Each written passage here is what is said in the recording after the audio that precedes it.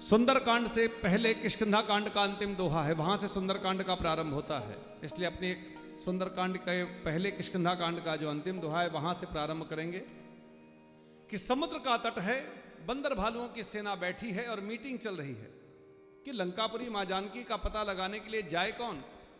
कोई बंदर खड़ा हो, बोले 40 योजन तक तो मैं जा सकता हूं, कोई कहे 70 योजन तक मैं जा सकता हूं, कोई कहे 80 योजन तक मैं जा सकता हूं, लेकिन सबको पता था लंका नगरी 100 योजन पर है, जाए कौन। इसी में बूढ़े जामवंत जी भी खड़े हो गए और बोले कि बलि बांधे प्रभु बाढ़ यहू सोतन बरणे न जाय, के उभय धरी महदीनी 7 प्रदक्षिणी धाय। जामवंत जी ने कहा कि राजा बलि की परीक्षा करने के लिए जब प्रभु ने वामन अवतार धारण किया था और विराट रूप धारण करके 2 पग में धरती और आकाश को नाप लिया था, ऐसे विराट प्रभु के मैंने दर्शन किए थे और उसी क्षण पूरे ब्रह्मांड के 7 चक्कर लगा करके मैंने परिक्रमा करी थी, लेकिन अब बूढ़ा हो गया हूं, 100 योजन भी जाना मुश्किल है। बैठ गए। अंगद खड़े हो गए और बोले अंगद कहीं जाऊं मैं पारा। अंगद ने कहा मैं लंकापुरी जा सकता हूं। तो सारे बंदर भालू खुश हो गए कि चलो कोई तो निकला जिसने कहा मैं जा सकता हूं। लेकिन अंगद ने कहा जिय संशय कछु फिरती बारा, लेकिन मुझे मेरे मन पर भरोसा नहीं है कि मैं वापस आ भी पाऊंगा कि नहीं। अभी तक सबको जाने में तकलीफ थी, अब वापस आने में तकलीफ हो गई। तो सभी बंदर भालुओं ने एक स्वर में अंगद से पूछा कि यदि आप लंकापुरी जा सकते हैं तो वापस आने में क्या तकलीफ है। तब अंगद ने कहा मुझे रावण से डर नहीं लगता, लेकिन रावण के वैभव से डर लगता है। मैंने सुना है, देखा नहीं है कि रावण की लंका में इतना सुख, इतना वैभव, इतने भोग और विलास की वस्तुएं हैं कि रावण का ऐश्वर्य देखने के बाद तो बड़े बड़े ऋषि मुनि भी अपना तप भूल जाते हैं। मेरी क्या औकात है, मैं तो बंदर हूं। मुझे मेरे मन पर भरोसा नहीं है कि रावण का ऐश्वर्य देखने के बाद मेरा मन वापस इस जंगल में आने को करे न करे। इसलिए जामवंत कह तुम सब लायक, पठई सब ही कर नायक। इसलिए जामवंत जी आप बताएं कि हम में से ऐसा कौन सा बंदर है जो मां जानकी का पता लगाने के बाद, रावण का ऐश्वर्य देखने के बाद भी इस जंगल में वापस आ सके। तब जामवंत जी ने श्री हनुमान जी की ओर देखा जो सबसे पीछे बैठे, राम नाम की मुद्रिका मुख में डाले केवल एक ही काम कर रहे थे, श्री राम जय राम जय जय राम, श्री राम जय राम जय जय राम, श्री राम जय राम जय जय राम, श्री राम जय राम जय जय राम, श्री राम जय राम जय जय राम, श्री राम जय राम जय जय राम, श्री राम जय राम जय जय राम, श्री राम जय राम जय जय राम। कहीं नीच पति सुन हनुमाना, काज प्रसादि रहे हो बलवाना, पवन तनय बल पवन समाना, बुद्धि विवेक विज्ञान निधाना, पवन सो काज कठिन जग माहि, जो नहीं होहि तात तुम पाहि। राम काज लगी तब अवतारा, सुनत ही भयउ पर्वताकारा। जामवंत जी ने हनुमान जी की सोई हुई शक्ति को जागृत कराया।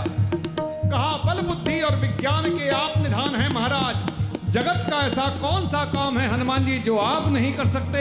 आपका जन्म केवल रामकारी के लिए हुआ है। हनुमान जी के कान में जब ये शब्द पड़े कि मेरा जन्म रामकारी के लिए हुआ है, खड़े हो गए। जय श्री राम जय श्री राम जय श्री राम जय श्री राम जय श्री राम जय श्री राम जय श्री राम जय श्री राम। कनक बरन तन तेज विराजा, मान हो पर गिरने करीना। हनुमान जी का शरीर बढ़ने लगा, ऐसा लगा समुद्र के तट के ऊपर मानो कोई सोने का पर्वत खड़ा हो गया हो। बार बार हनुमान जी गर्जना करने लगे, सिंहनाद कर बारहि बारा, लीलहि नादहि जलधि निधारा।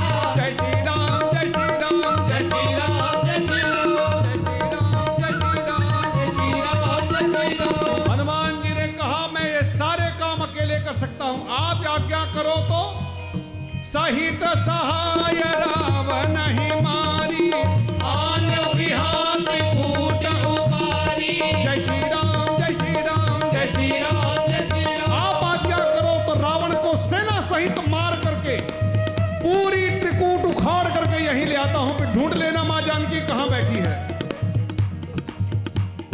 जामवंत जी, आप मेरे गुरु हैं, आपने मेरी सोई हुई शक्ति को जागृत किया है प्रभु, इसलिए आप मुझे उचित सिखावन दो। मुझे करना क्या है? मैं सब कुछ कर सकता हूं। जामवंत मैं पूछहु तो ही उचित सिखावन दीजहु, उचित सिखावन दीजहु। आप मुझे उचित सिखावन दो, मुझे करना क्या है? मैं सब कुछ कर सकता हूं।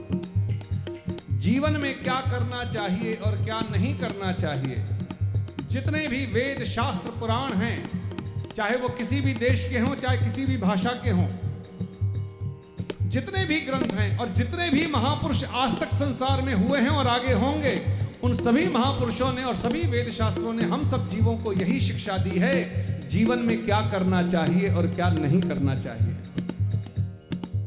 हर व्यक्ति को परमात्मा ने कोई न कोई शक्ति देकर के इस संसार में भेजा है। किसी के पास बुद्धि का बल, किसी के पास विद्या का बल, किसी के पास धन का बल, किसी के पास पद का बल, किसी के पास प्रतिष्ठा का बल, किसी के पास भक्ति का बल। हर व्यक्ति को परमात्मा ने कोई न कोई शक्ति देकर के इस संसार में भेजा है। उदाहरण के लिए, जो व्यक्ति एक बोरी गेहूं की उठा सकता है वो खरीद नहीं सकता है, और जो कई हजार बोरी को खरीदने की ताकत रखता है वो एक भी बोरी को उठा नहीं सकता है। ऐसे ही परमात्मा ने हर व्यक्ति को कोई न कोई शक्ति देकर के इस संसार में भेजा है। जब व्यक्ति अपने बल का, अपनी शक्ति का, मर्यादा का उल्लंघन करके मनमाने ढंग से परिवार में, समाज में अपनी शक्ति का दुरुपयोग करने लग जाता है, तो वही व्यक्ति अपने परिवार में, समाज में रावण बन जाता है। और जो मर्यादा में परिवार के लिए, समाज के लिए अपनी शक्ति का सदुपयोग करता है, वही व्यक्ति अपने परिवार में, समाज में हनुमान बन जाता है। रावण ने कभी भी कोई काम पूछ करके किया नहीं, और हनुमान जी ने जब भी कोई काम किया तो पूछ करके किया। मुझे बताओ करना क्या है? मैं सब कुछ कर सकता हूं। बस हम और आप भी अपने आप से पूछें। हम भी तो अपने परिवार में जीवन जीते हैं। हमारा जीवन हमारे परिवार के लिए रावण का है कि हनुमान का है? इतना करो तात तुम जाए, सीता ही देख कहो सुध आए। तब निज भुज बल राजीव नैना, कौतुक लागे संग कपि सेन संग संहारी निशिचर। राम सीता आने हैं त्रैलोक पावन, सुजस सुर मुनि नारदादि बखाने हैं। जो सुनत गावत कहत समुझत, परम पद नर पावहीं। रघुबीर पद पाथो मधुकर आस। जामवंत जी ने हनुमान जी को कहा, आपको कुछ भी नहीं करना है, आप जाकर के केवल मां जानकी का पता लगा करके वापस आओ, फिर हम सब बंदर भालू प्रभु राम के साथ लंकापुरी चलेंगे, भगवान राम रावण को मारेंगे और हम सब मां जानकी को लेकर के आएंगे। सुन करके हनुमान जी अत्यंत प्रसन्न हुए, और हनुमान जी को प्रसन्न देख करके सभी बंदर भालुओं ने दोनों हाथों को ऊपर उठा करके जय जयकार करी है। बोलिए राजा रामचंद्र भगवान की जय। भव भेषज रघुनाथ जसु, सुनहि जे नर अरु नारी। तिनके सकल मनोरथ, सिद्धि करई त्रिशिरारी। सुंदरकांड को प्रारंभ करने से पूर्व गोस्वामी जी ने लिखा है कि भाव और भक्ति के साथ नर हो कि नारी हो, भगवान की कथा को जो सुनता है उनके जीवन के समस्त मनोरथ भगवान पूरे करते हैं। यानी और मनोरथ जो कोई लावे, सोई अमित जीवन फल पावे। तब हमारे और आपके मन में एक प्रश्न आएगा, कथा किसकी सुने? सत्यनारायण की कथा सुने कि भगवान राम की रामायण सुने कि भगवान श्री कृष्ण की भागवत कथा सुने, अथवा और किसी भगवान की कथा सुन लें जिससे मनोरथ पूरे हो जाए?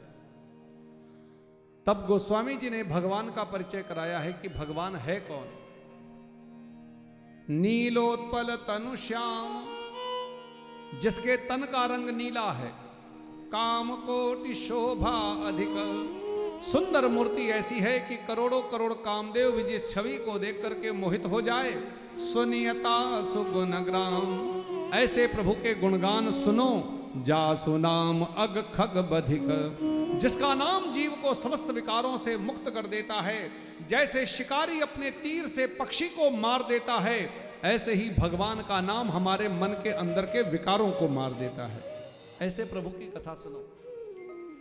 नाम नहीं बताया, केवल नीला रंग बताया कि भगवान वो है जिसके तन का रंग नीला है, और इसीलिए हमारे भगवान को श्याम सुंदर कहा जाता है, क्योंकि तन का रंग नीला है। और नीला रंग इसलिए बताया है कि नीला रंग 3 वस्तुओं का होता है। आकाश का रंग नीला जो अनंत है, सागर का रंग नीला जो अनंत है, और हमारे भगवान का रंग नीला जो अनंत है, जिसके अनंत रूप अनंत नाम है। जैसे गेहूं से 4 चीजें बनती हैं। दलिया बनता है, सूजी बनती है, आटा बनता है और मैदा बनती है। अब इन 4 चीज़ों से आप हलवा बनाओ, लड्डू बनाओ, पूड़ी बनाओ, पराठा बनाओ, रोटी बनाओ, समोसे बनाओ, कुछ भी, गोलगप्पे बनाओ, जो आपको अच्छा लगे वो बनाओ। सबके नाम अलग अलग, रूप अलग अलग, लेकिन है सब गेहूं का। बस ऐसे ही परमात्मा एक है, परमात्मा के नाम और रूप अनेक हैं। जो नाम और जो रूप आपके मन को भाए, उस नाम और रूप से प्रभु का भजन करो, कथा सुनो, व्रत करो, जप करो, लेकिन जिसका भी भजन करो भरोसे के साथ करो। सुंदरकांड की कथा केवल हमें यही सिखाती है, आप जिसको भी मानते हो, जैसे भी मानते हो, लेकिन उस पर पूरा भरोसा करो। श्रीमन नारायण नारायण नारायण, श्रीमन नारायण नारायण नारायण, भजमन नारायण नारायण नारायण, भजमन नारायण नारायण नारायण, लक्ष्मी नारायण नारायण नारायण, लक्ष्मी नारायण नारायण नारायण, सत्य नारायण नारायण नारायण, सत्य नारायण नारायण नारायण, बद्री नारायण नारायण नारायण, बद्री। सब लोग गाइए। राम नारायण नारायण नारायण, राम नारायण नारायण नारायण, कृष्ण नारायण नारायण नारायण, कृष्ण नारायण नारायण नारायण, हरि हरि नारायण नारायण नारायण, हरि हरि नारायण नारायण नारायण, वेद नारायण नारायण नारायण, वेद नारायण नारायण नारायण। आपको मूर्ति पूजा अच्छी न लगती हो, हमारे सिख धर्म में गुरु ग्रंथ साहब की पूजा होती है। गुरु ग्रंथ साहब और कुछ नहीं, गुरुमुखी में लिखे हुए वेद शास्त्र पुराण हैं, और गुरु ग्रंथ साहब ही भगवान का स्वरूप है। इसलिए संतों ने कहा वेद नारायण नारायण नारायण, वेद नारायण नारायण नारायण। आपको यज्ञ में आनंद आता है। आर्य समाज धर्म में यज्ञ किया जाता है, हवन करते हैं। यज्ञ नारायण नारायण नारायण, यज्ञ नारायण नारायण नारायण। और कुछ न बने तो सुबह उठ करके उगते हुए सूर्य को प्रणाम करो, बने तो जल का अर्घ दो और कहो सूर्य नारायण नारायण नारायण।